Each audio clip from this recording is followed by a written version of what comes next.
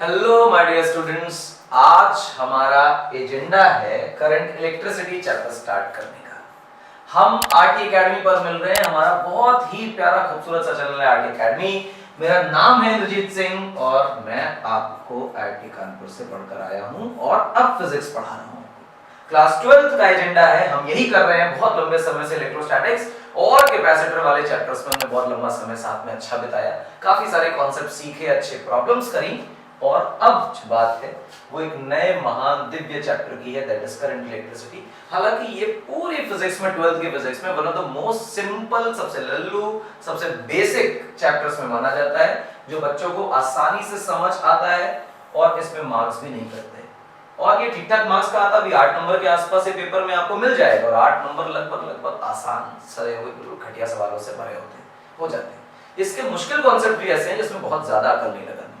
हाँ, ये बात सच है कि अगर करंट इलेक्ट्रिसिटी के ही टॉपिक्स आप एरर फ्री पढ़ना चाहें, मतलब गोल मोल और गलत सलत मनगढ़ंत कहानियां ना पढ़ें, गलत तरह के डिस्कशंस या एक्सप्लेनेशंस में मत जाएं, इसकी डिटेल में अगर आप जाएं तो आपको एक एक टॉपिक की डिटेल में बहुत सारे ऐसे पॉइंट्स मिलेंगे जो गलत पढ़े और पढ़ाए जाते हैं।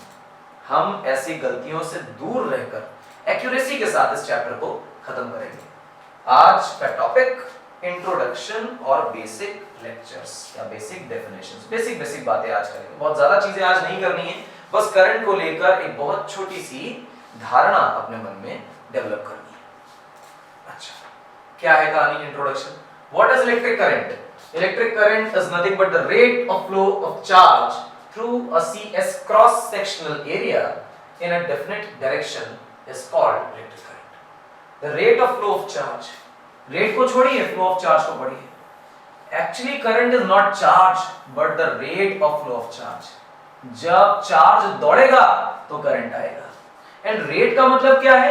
रेट का मतलब है हमारे लिए पर यूनिट टाइम से।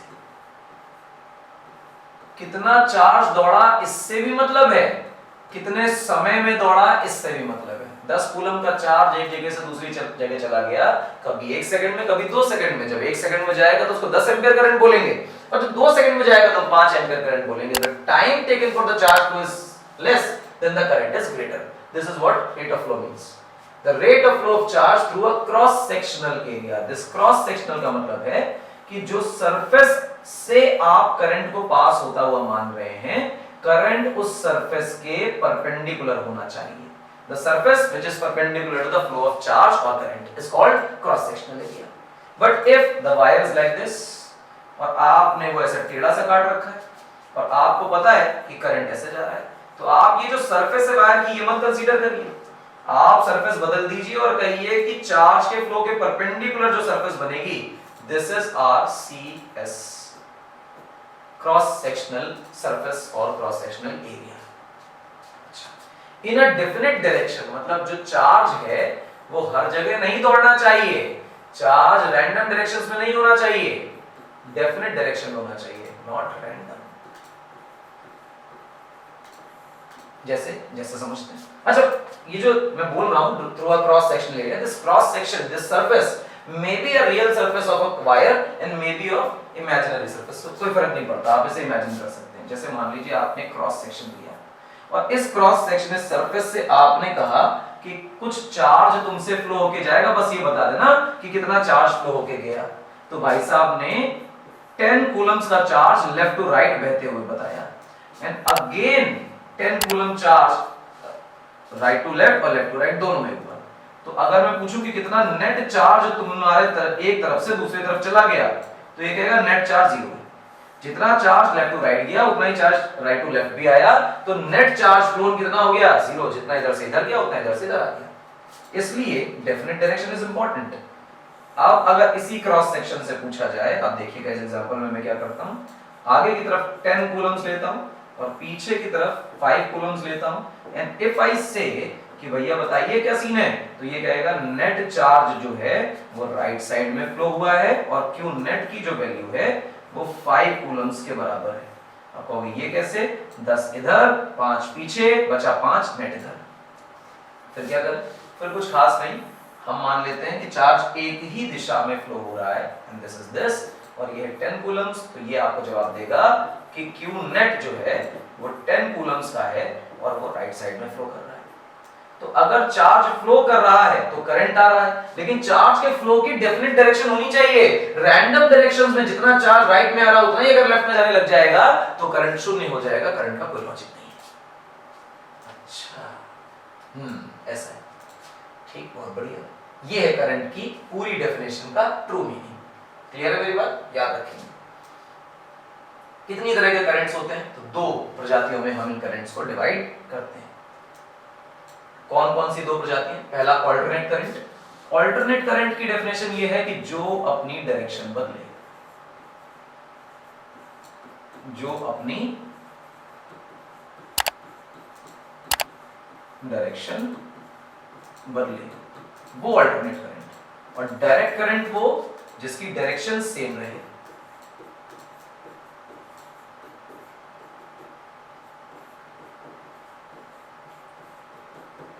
जिसकी डायरेक्शन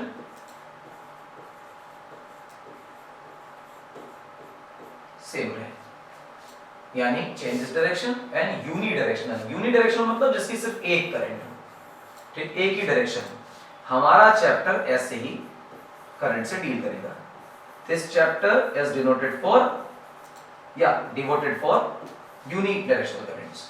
हमारा ये चैप्टर करंट इलेक्ट्रिसिटी वाला यूनिक डायरेक्शनल करंट से डील करेगा। ये जो अल्टरनेट टाइप के करंट होते हैं इनकी मैकेनिज्म, इनका जो मैथमेटिक्स है बिल्कुल अलग है, इसलिए हम इस सेगमेंट के आखिरी चैप्टर अल्टरनेटिंग करंट में इस पोर्शन को कर रहे होंगे। अच्छा, करंट की और बातें करते हैं। Current is flown through the conductors which have large number of free charge carriers. Conductor किन, मतलब जो करंट है वो किन मटेरियल में फ्लो किया जाता है, किन में फ्लो किया जा सकता है? तो हम जानते हैं कि जो मटेरियल्स होते हैं बच्चा, वो तीन तरह के हम लोग क्लासिफाई करते हैं। कोई भी मटेरियल इलेक्ट्रिकल कंडक्टिविटी के हिसाब से। पहला महान कंडक्टर्स जो इस चैप्टर में सबसे ज्यादा रोल प्ले करेंगे। दूसरे कबाड़ी इंसुलेटर्स जिनका इस चैप्टर में कोई लेना देना नहीं। तीसरे सेमीकंडक्टर्स जो आज की दुनिया इतनी ज्यादा डेवलप हुई है उसमें इस सेमीकंडक्टर फिजिक्स का सबसे बड़ा रोल है। जिस मीडियम से हम आपको ये वीडियोस दे पा रहे हैं, जिस मीडियम से आप ये वीडियोस ले पा रहे हैं, देख रहे हैं, ये सारी डिजिटल दुनिया इन सेमीकंडक्टर्स की वजह से ही संभव हो पाई। लेकिन इनका मैकेनिज्म बिल्कुल अलग है। हम जो पढ़ने वाले हैं वो पढ़ने वाले हैं कंडक्टर्स, मतलब शानदार कंडक्टर्स जो इलेक्ट्रिसिटी को अच्छी तरह से कंडक्ट होने दें। तो current is flown through the conductors as well as through the semiconductors. लेकिन सेमीकंडक्टर्स में मिली एम्पियर्स के ऑर्डर का करंट होता है, हमें उसे नहीं पढ़ना है। तो मोटे-मोटे तौर पे हम कंडक्टर्स में से करंट को फ्लो करता हुआ मानते हैं। और करंट के फ्लो होने का रीजन क्या है? क्योंकि हमारे पास जो कंडक्टर्स होते हैं उन कंडक्टर्स में फ्री चार्ज कैरियर्स बहुत मौजूद होते हैं। ये चार्ज कैरियर शब्द जब आए तो बच्चे के मन में सवाल आना चाहिए, चार्ज कैरियर कौन है, कौन चार्ज को कैरी कर रहा है? तो तीन तरह की चीजें चार्ज को कैरी करती हैं। The electron carries a charge, cation carries a charge and anion carries a charge. तो तीन तरह की चार्ज कैरी करती हैं चीजें और हम इन्हें कहते हैं कि चार्ज कैरियर्स हैं। फ्री शब्द का क्या मतलब है? तो फ्री शब्द का मतलब है कि ये free to move. Free to move, free to move कब होंगे? जब ये नॉट बाउंडेड होंगे। नॉट बाउंडेड मतलब इलेक्ट्रॉन जो है उसको उसके एटम ने बहुत स्ट्रांगली होल्ड करके नहीं रखा हुआ है। इफ द पोटेंशियल डिफरेंस और इलेक्ट्रिक फील्ड इज अप्लाइड तो इलेक्ट्रॉन उसके इन्फ्लुएंस में अपने एटम को छोड़कर निकल जाएगा, कहीं भी भाग जाएगा। इफ द इलेक्ट्रॉन और cation anion are not bounded to a system तो वो electric field and potential difference के इन्फ्लुएंस में एनर्जी गेन करके इलेक्ट्रिक फील्ड की डायरेक्टेड डायरेक्शन में चले जाएंगे और वो मोशन करने लग जाएंगे। And this is how we say कि फ्री चार्ज कैरियर्स किसी पर्टिकुलर डायरेक्शन में डेफिनेट डायरेक्शन में मूव होकर करंट फ्लो करते हैं। अगली बात देखते हैं बच्चा। अगली चीज है कंडक्टर्स की बातें करें। Which type of conductors do we have?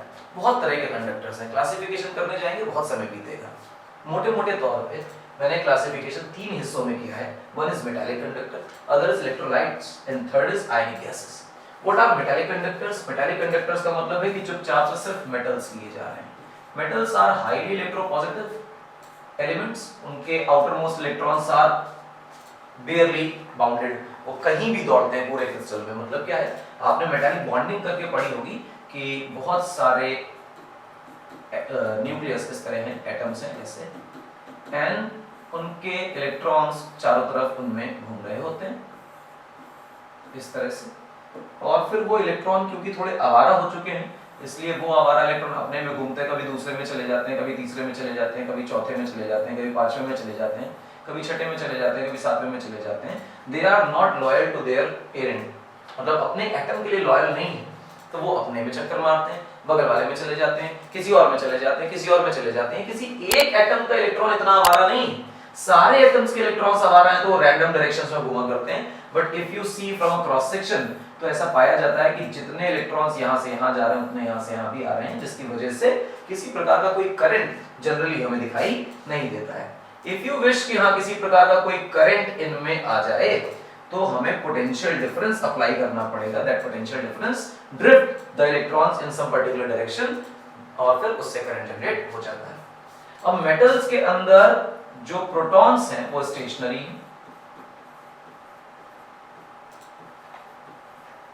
Rest पर हैं, रिजिड हैं, इनके मोशन का कोई लॉजिक नहीं है। इलेक्ट्रॉन्स जो हैं सारे नहीं, वो जो आउटर मोस्ट वाले हैं सिर्फ वो इलेक्ट्रॉन फ्री है। डू नॉट थिंक कि अगर मेटल है तो सारे इलेक्ट्रॉन्स फ्री होंगे, सारे नहीं, सिर्फ आउटर मोस्ट वाला आवारा इलेक्ट्रॉन फ्री टू मूव है। और वो जो इलेक्ट्रॉन है पोटेंशियल डिफरेंस या इलेक्ट्रिक फील्ड के इन्फ्लुएंस में मूव करता है किसी पर्टिकुलर डायरेक्शन में, and that electron movable free electrons are responsible for the current flow. यही हमारा सिलेबस है, यही हमारा सिलेबस है, हमें इसे ही पढ़ना है। ये चैप्टर हमारा इन्हीं मेटालिक कंडक्टर्स पे। व्हाट आर इलेक्ट्रोलाइट्स, तुम्हें पता है कि you have copper sulphate kind of solution, aqueous ले लीजिए आप इसे। तो जब आप इसे एक्वस लेंगे तो ये अपनी कुंडली तोड़ लेगा और कहेगा कॉपर +2 और sulphate -2। And when you join a battery और connect a battery with this electrolytic solution, तो फिर कॉपर जो है वो कैथोड की तरफ, सल्फेट जो है एनोड की तरफ, या ऑक्साइड जो hydroxide ion, hydroxyl ion H2O को भी तोड़ोगे तुम इस तरह से, बचपन में पढ़ के आए हम H+ और OH- आयन। तो ये कैथोड की तरफ और ये जो OH- है एनोड की तरफ भागेगा, जिसकी वजह से कोई ना कोई करंट आएगा। प्योर आयंस, कैटायंस और anions are responsible for the flow of current. लेकिन ध्यान रखिए these cations and anions are aqueous, ये घुले हुए हैं पानी में और मूव करते हैं। आयनिक गैसेस की बात करें तो gaseous anions and gaseous cations are responsible. होता क्या है कि हमने कोई गैस ली, लेट्स से कि हम कोई गैस ले लेते हैं, ब्रोमीन की गैस ले ली, या ब्रोमीन की गैस ले ली, चलो ले ली, इसको एनी हाउ इलेक्ट्रॉन खिला के Br- बनाया और इसे गर्म करके कुछ भी करके गैसियस फेज में ले आए। और ये गैसियस फेज में लाने के बाद हमने इसे एक ट्यूब में भर दिया। ट्यूब में भरने के बाद हमने इसमें कोई ना कोई ऑसिलेटिंग पोटेंशियल लगाया। ऑसिलेटिंग पोटेंशियल का मतलब कोई अल्टरनेटिव करंट बेसिकली इसको प्रोवाइड किया। तो ये जो अंदर के कैटायंस और एनायंस हैं ये कभी इधर कभी इधर कभी इधर कभी इधर भागेंगे, और जब ये भागेंगे तो ये लाइट जनरेट करेंगे। तो बेसिकली पुरानी वाली जो ट्यूबलाइट है उसका मैकेनिज्म का एक छोटा सा हिस्सा है ये। इस तरह से आयनिक गैसेस काम करती हैं। इनमें भी एनायंस और cations are responsible for the current flow, लेकिन anions cations gases, ionic gases में गैसियस होते हैं। हमारा कोर्स जो है वो मेटालिक कंडक्टर्स से डील कर रहा है, मेटालिक कंडक्टर्स ही हमें पढ़ने हैं। What are metallic conductors? तो आइए मेटालिक कंडक्टर्स की मैं दोबारा से आप लोगों को जानकारी देता हूँ कि हमारे पास इस प्रकार से एक न्यूक्लियस है, एक और न्यूक्लियस है, एक और न्यूक्लियस है, एक और न्यूक्लियस है। इलेक्ट्रॉन सी क्लाउड मेथड आप लोगों ने एक थ्योरी पढ़ी होगी मेटालिक बॉन्डिंग के अंदर कि इलेक्ट्रॉन का क्लाउड हो जाता है नेगेटिव चार्ज का, या इलेक्ट्रॉन सी मेथड पढ़ा होगा मॉडल। तो ये इस तरह से न्यूक्लियस है और इनके कुछ इलेक्ट्रॉन्स हैं जो इनके आगे पीछे घूम रहे हैं। I am just talking about those आवारा इलेक्ट्रॉन्स जो कहीं भी भागते हैं। तो इसके आवारा इलेक्ट्रॉन की चर्चा करें, ऐसे भाग रहा है, फिर बगल में भागने लगेगा, फिर यहाँ भागने लगेगा, फिर यहाँ भागने लगेगा, फिर यहाँ, कभी यहाँ जाएगा, कभी यहाँ जाएगा। ऐसी कोई डेफिनेट लोकेशन नहीं है। उसको अपने एटम की जानकारी नहीं कि मेरा कौन है, वो इतना आवारा है कि भूल चुका है उसका एटम कौन है। तो वो कहीं कहीं कहीं कहीं कभी दोबारा यहाँ घूमेगा, फिर यहाँ घूमेगा, और आपको ऐसा दिखाई दे रहा है कि ये घूमते घूमते घूमते घूमते काइंड ऑफ, अच्छा ये सिर्फ एक का इलेक्ट्रॉन ऐसा नहीं कर रहा है, सबके इलेक्ट्रॉन इतने आवारा हैं, तो यू विल सी कि किसी प्रकार का एक बहुत ही अच्छा सुंदर इलेक्ट्रॉन का सी बन जाएगा, मतलब इलेक्ट्रॉन की समुद्र जैसा कुछ हो गया है, क्योंकि हर जगह पे इलेक्ट्रॉन का क्लाउड दिखाई दे रहा है।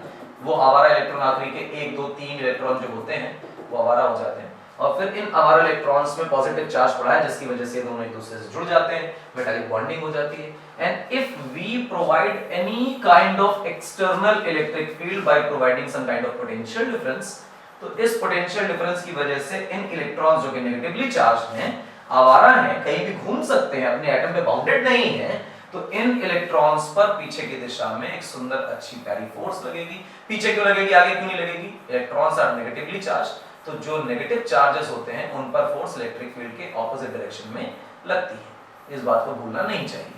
तो अगर ऐसा दिखाई दे रहा है तो ये सब के सब इलेक्ट्रॉन्स ड्रिफ्ट करने लग जाएंगे, electrons start to drift, shift होने लग गए, ड्रिफ्ट होने लग गए, खिसकने लग गए, डिस्प्लेस होने लग गए, तो हम कहते हैं कि एक पर्टिकुलर डायरेक्शन में चार्ज फ्लो होने लग गया, और इस तरह से मेटालिक कंडक्टर्स में करंट आने लग जाता है।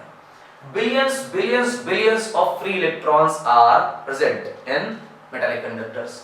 मैं आपको बताऊं कि 10 to power 22 atoms per centimetre cube का पैकिंग फ्रैक्शन होता है हमारे कॉपर के अंदर। कॉपर में 10 to power 22 atoms per CC होते हैं। ये बहुत बड़ा नंबर है, छोटा नहीं है। बिलियंस तो मैंने बहुत छोटा नंबर बोल दिया।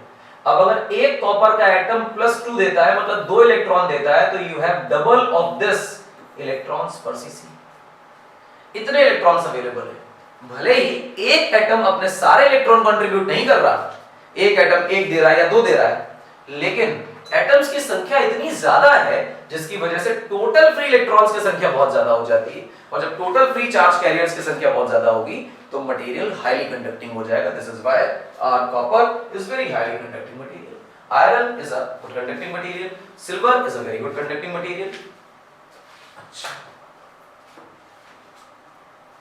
1 एम्पीयर की डेफिनेशन से पहले मुझे शायद करंट की बेसिक डेफिनेशन बतानी चाहिए। चलो, करंट की डेफिनेशन हम तो कर ही चुके थे। करंट की डेफिनेशन, करंट क्या होगा, मैं स्मॉल लेटर से कैपिटल लेटर से नोट करता हूं। This is a electric current.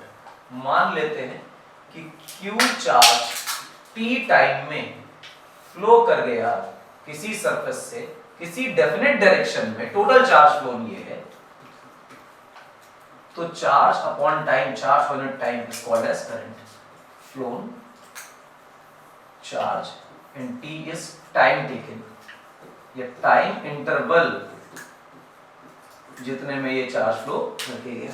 Clear है मेरी बात? तो अगर आप करंट को देखें तो करंट की जब आप यूनिट बनाएंगे तो कूलम पर सेकंड लिखेंगे, जिसे एम्पियर लिखा जाता है। यू सी, एम्पियर की मैंने सिंबल को कैपिटल लिया है, एम्पियर एक साइंटिस्ट का नाम है, उस नाम पर ये लिखा गया है।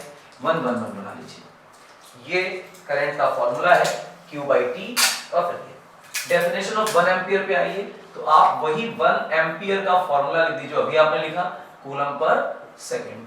तो इससे एक बात ये निकल कर आती है कि अगर 1 कूलम का चार्ज किसी सरफेस से 1 सेकंड में फ्लो हो जाए तो सरफेस कहेगी कि मुझसे 1 एम्पियर का करंट फ्लो हुआ।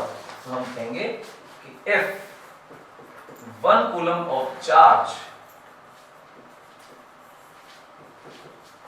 is flown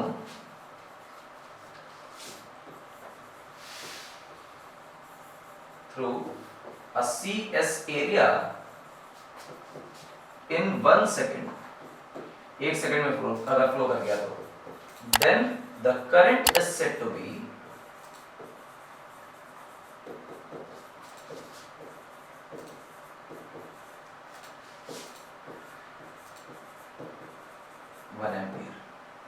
अगर आपका 1 सेकंड में 1 कूलम का चार्ज फ्लो होता है तो आप कहते हैं कि हाँ 1 एम्पियर का करंट फ्लो किया।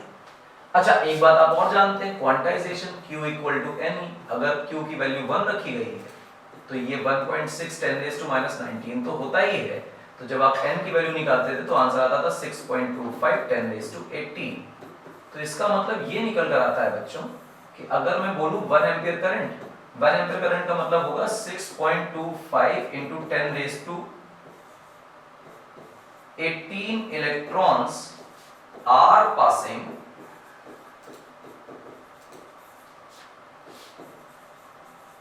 through a defined surface in 1 second. 1 second में बच्चों इतने इलेक्ट्रॉन्स जा रहे हैं। इफ आई से 2 एम्पियर का करंट है तो वी विल से कि इससे डबल इलेक्ट्रॉन्स 1 सेकंड में किसी सरफेस को क्रॉस कर रहे हैं। दिस इज वेरी इंपॉर्टेंट, दिमाग में रखना, इसे भूलना नहीं। आगे देखें, इंस्टेंटेनियस और एवरेज करंट्स क्या होते हैं। तो आइए इंस्टेंटेनियस और एवरेज करंट की चर्चा करें। लेट्स से कि हमने ये एक सरफेस कंसीडर की, इस सरफेस से किसी पर्टिकुलर डायरेक्शन में कुछ ना कुछ चार्ज फ्लो होके जा रहा है and that charge is delta Q. इसको मैं कह रहा हूं कि ये फ्लोन चार्ज है। ये फ्लोन चार्ज किसी ना किसी टाइम में फ्लो किया, ऐसा तो नहीं कि बस कर गया, कोई टाइम तो रहा ही होगा। तो वी से कि delta T time is taken for flow of delta Q charge. तो मैं कहूंगा 1 सेकंड में कितना फ्लो किया, तो तुम कहोगे delta Q by delta T flow किया। This term is the flown charge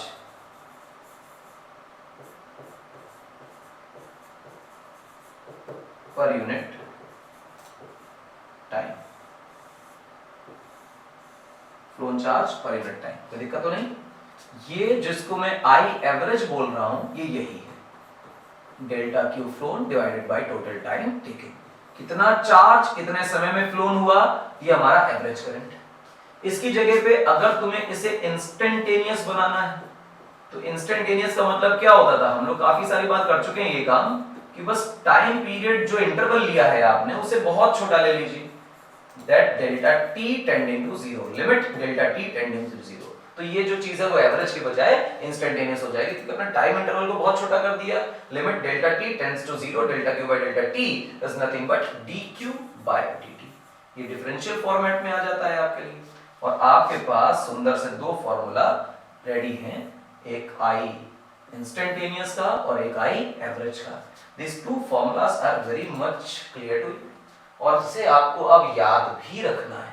मैं आपको 2-4-6 प्रॉब्लम्स ऐसी कराऊंगा जिसमें इंस्टेंटेनियस और एवरेज की बातें हो रही होंगी, और इसके बाद करंट कैसी क्वांटिटी है, करंट स्केलर है कि वेक्टर है कि करंट टेंसर है, इस तरह की बातें जो है ये हम लोग करेंगे अगले लेक्चर में। क्योंकि कुछ ऐसी भ्रांतियां बच्चों के बीच में बहुत फैली हुई हैं आजकल, ये करंट एक टेंसर क्वांटिटी, तो इस टेंसर और स्केलर के बीच का जो भ्रम है वो थोड़ा सा दूर करेंगे। लेकिन फिलहाल थोड़ी सी प्रॉब्लम्स कर लेते हैं इंस्टेंटेनियस और एवरेज करंट को लेकर। मैं आपके लिए आई एवरेज का फॉर्मूला दोबारा लिख देता हूं, that is delta Q divided by delta T.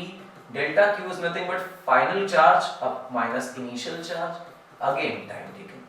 और आई इंस्टेंटेनियस अगर मैं बनाऊं तो इसको शुद्ध भाषा में लिखना चाहिए, limit delta T approaches zero, उसके बाद बचा delta Q divided by delta T, जिससे हमारे काम की भाषा में हम लिखेंगे dq by dt। This is the formulas, these are the formulas which we have to use। मैंने कहा किसी सरफेस पर कितना चार्ज है, ये बात लिखी गई किसी सरफेस के एक साइड पर, that is 2t square minus 3t, ये चार्ज है। मैंने charge as a function of time provide किया और पूछा जा रहा है फाइंड करंट इन 2 सेकेंड्स, और दूसरा बोला जा रहा है एट 2 सेकेंड्स। यानी चार्ज बताइए इनमें और एट में, ये हम पहले भी कर चुके हैं, अगर याद हो इस तरह की चीजें, कि जब आपसे इन पूछा जाएगा, फ्लक्स में किया था हमने, तो हम कहेंगे कि ये इन का मतलब होता है बेटा एवरेज वैल्यू बताना, और ये एट का मतलब होता है बच्चा इंस्टेंटेनियस वैल्यू बताना। यानी if I am concern with the average value तो मुझे इन का जवाब देना है, फिर एट का जवाब देना है। मैं फर्स्ट पार्ट के सॉल्यूशन पर आपको लेकर जाता हूं, तो मैं कहूंगा आई एवरेज कितना होगा। तो आई एवरेज का मतलब होता है Q final minus Q initial divided by time, and what is the time, तो टाइम को हम डेल्टा टी अभी लिख लेते हैं। फाइनल चार्ज का मतलब है कि 2 सेकंड पे कितना चार्ज था, इनिशियल चार्ज का मतलब है कि 0 सेकंड पे कितना चार्ज था, divided by total time which is 2 seconds, it is given. अब सवाल में जो डिमांड है वो Q एट 2 सेकंड्स की है, तो फंक्शन हमें पता है, तो जब इसकी जगह 2 डालोगे तो लिखोगे 2 into टाइम का स्क्वायर व्हिच इज 2 का स्क्वायर माइनस 3 टाइम्स 2।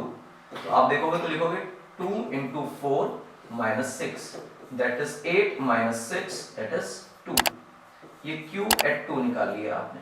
अगली बात है q at 0 निकालने की। 0 का मतलब टाइम की वैल्यू 0 डाल दीजिए, तो पहला टर्म भी 0, दूसरा टर्म भी 0, आंसर आया 0। Now the I average is simply as q2 2 है, q0 0 है, ये 0, तो आंसर आया 1 एम्पियर। यानी जो एवरेज करंट है बच्चा वो 1 एम्पियर का है। इंपॉर्टेंट है, दिमाग में रखिए। नेक्स्ट थिंग, एवरेज की बातें कर रहे हैं। एवरेज में हम सेकंड पार्ट में जंप करते हैं, इंस्टेंटेनियस की बातें कर रहे हैं। इंस्टेंटेनियस का मतलब होता है बच्चा dq by dt, यानी अगर charge as a function of time मुझे मिल जाए फिर तो मैं दुनिया निकाल दूंगा, और charge as a function of time तो मुझे दी हुई है, that is 2t square minus शायद 3t, ऐसा लिखा है। तो अब डिफरेंशिएशन मिलनसार है, डिस्ट्रीब्यूटिव है, डिस्ट्रीब्यूट कर दो तो d by dt of t square 2 बाहर आ जाएगा, 3 बाहर, d by dt of t। आपको ऐसा पता चला कि यार ये तो 0 हो गया, और जब ये 0 हो गया तो आंसर आया 4 टाइम्स t। डिफरेंशिएशन करोगे 2 मल्टीप्लिकेशन में बाहर आ जाएगा। ये इंस्टेंटेनियस करंट का फंक्शन निकल आया। This is nothing but the current as a function of time. और तुमसे किस पर्टिकुलर इंस्टेंट पर करंट पूछा है तो तुम कहोगे सर 2 सेकंड पे पूछा है। If it is asked at 2 seconds तो आप कहेंगे 2 सेकंड पर इंस्टेंटेनियस करंट होगा 4 into 2 that is 8 एम्पियर्स। इतना करंट बढ़ चुका है। बात समझ आती है कैसे इंस्टेंटेनियस निकाला, कैसे एवरेज निकाला? चलो एक और सवाल करते हैं।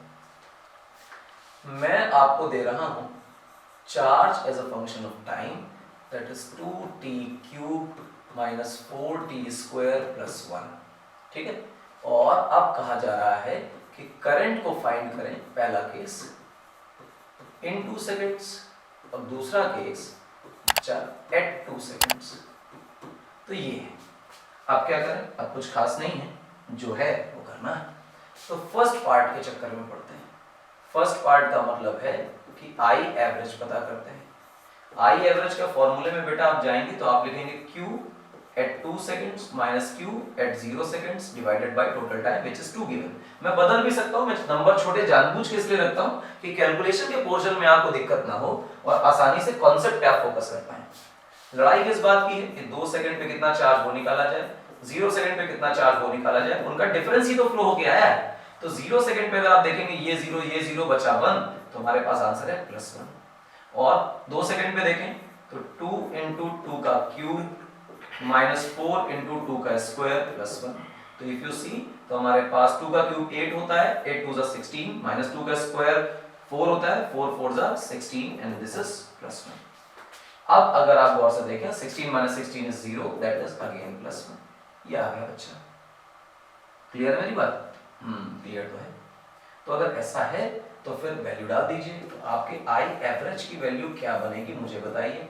2 सेकंड पे चार्ज 1 था, 1 सेकंड पे चार्ज भी 1 है, 1 minus 1 0 है, तो एवरेज करंट 0 है। जितना चार्ज गया उतना चार्ज लौट कर वापस आ गया, then the average current must be 0। Clear है मेरी बात? जितना चार्ज गया था उतना चार्ज लौट आया, इस वजह से एवरेज करंट 0 हो गया। Now I jump to second part, that is nothing but I instantaneous. What is I instantaneous? तो आप कहोगे सर वो तो dq by dt होता है, और जो चीज dq by dt है इसका मतलब d by dt of q। q का मतलब क्या है? चार्ज, और चार्ज का फंक्शन क्या लिखा हुआ है? 2t cube minus 4t square plus 1। भैया डिस्ट्रीब्यूट कर दीजिए तो आप लिखेंगे d by dt of t cube, 2 बाहर, ऐसे ही 4 बाहर होगा, d by dt of t square plus d square बचता है और 8t बचता है, 2 बाहर, 2 4 8 और फिर t की पावर 1।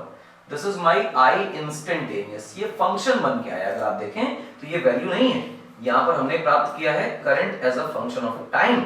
और अगर मैं अब चाहता हूं कि इंस्टेंटेनियस वैल्यू तो मुझे मिले लेकिन वो 2 सेकंड पर क्या है मिले, तो 6 into 2 का स्क्वायर माइनस 8 into 2, तो बच्चा हमारे पास आंसर आ रहा है 6 into 4 minus 16, that is 24 minus 16, तो आंसर शायद 8 एम्पियर का आ रहा है। इंस्टेंटेनियस करंट 8 एम्पियर्स का है और एवरेज करंट जो है बच्चा वो 0 है। 0 क्यों? क्योंकि 2 सेकंड में जितना चार्ज लेफ्ट में गया उतना ही चार्ज राइट में वापस आ गया, इस वजह से टोटल करंट 0 था। पर अगर इंस्टेंटेनियस देखें तो उस पर्टिकुलर इंस्टेंट पे 8 कूलम पर सेकंड जा रहा था, थोड़ी देर समय बाद वापस आ जाएगा वो अलग बात।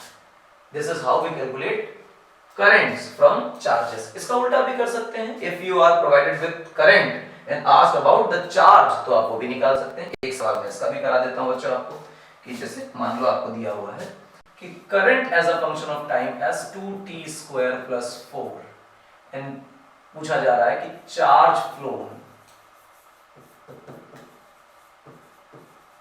in t seconds, t seconds में कितना चार्ज फ्लो होगा।